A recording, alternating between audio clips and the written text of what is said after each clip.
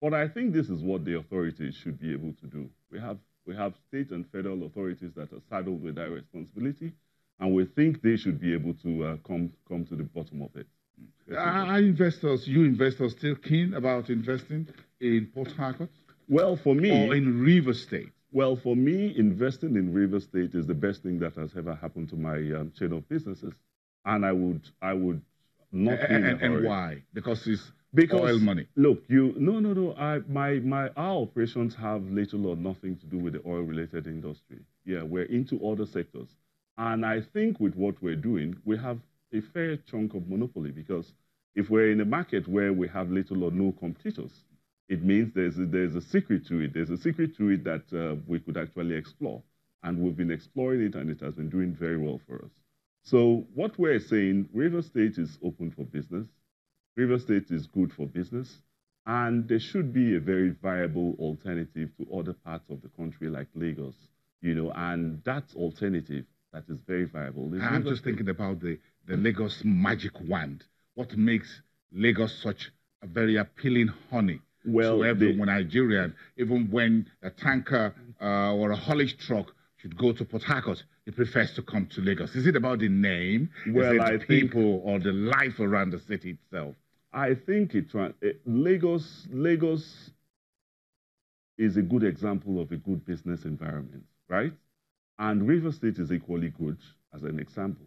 But I think we have this monopolistic tendency as a group, as a country in general, where we seem to think that things would only work in a certain way. And we need to open up our eyes and begin to see things from a fresher perspective, that, look, we could actually do things differently. Yeah. So we can get Port Harcourt to be another Lagos. You said maybe the real Lagos. Candidly, with the potentials that Port Harcourt does have, should be the real Lagos, because you have the oil and gas industry. You have because I thought folks should be more happy to live close to where the oil is. I don't mind. You have a scenario whereby you have you have two seaports. You have the international airport. You have the oil and gas industry. So you have all the ingredients to get this right. But I think we still need to go out of the box to get it right. I'm going to think about it, doing business, maybe living in Port Harcourt, not doing business in Port Harcourt, maybe just living in Lagos. We'll talk about it some other day. Thank you very much. And do enjoy your stay in Lagos. Even those of you in Port Harcourt still find time to come to Lagos. We do. Businesses just the way you guys find time to come to Port Harcourt. Thank you very much. Ibifuri, Bob Manuel, who is the president of Rivers Investors Forum. Take a quick look at the market. A very interesting Thursday for the FMDQ OTC Securities Exchange. The Treasury Bills market was very active, 332 transactions for more than 100 billion naira in dated treasuries. You can see the maturities there, but the big story for me is the bond market. So just flip that over very quickly and look at investors' interest in two of our long-dated naira papers.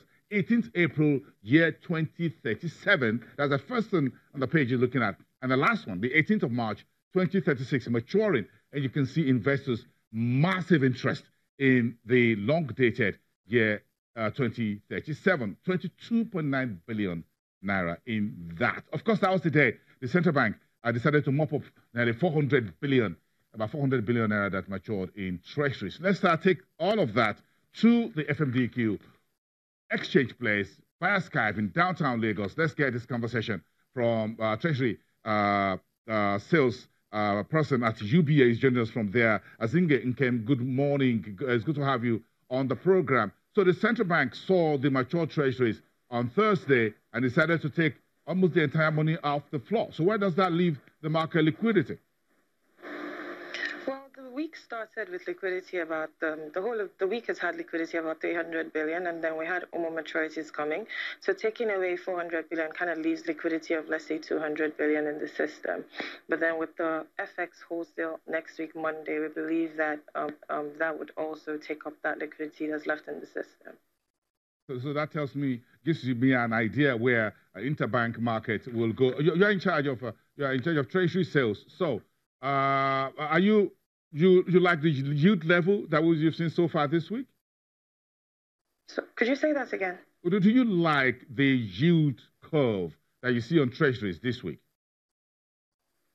Well, what we've seen on treasuries this week is basically a mixed sentiment. We saw that the long end has remained flat just because of the fact that the CBN continues to issue more papers at long-dated bills. But then we also saw that the shorter end has been a bit bullish because investors are now taking liquidity to December, January bills, hoping that towards election that we would see further rate hikes there. So basically, we're seeing the long end flat, and then the short end basically is being bullish. People are buying those papers. So anyone taking position ahead of next week MPC decision, Tuesday? People are basic. The trading would be cautious ahead of MPC's decision. We think that the MPC is going to maintain rate, that there's not going to be any significant change to like the key rates, and the CBN would just continue to use the OMO auctions as its tool to managing the liquidity in the system. Yeah, so what's the outlook?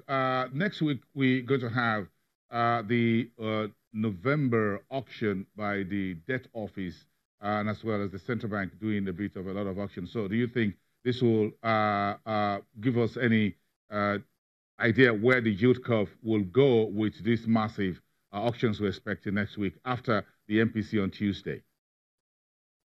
Well, if you look at the October auction, the October bond auction last October, the papers closed at 15%, 15.15, and then 15.32 respectively.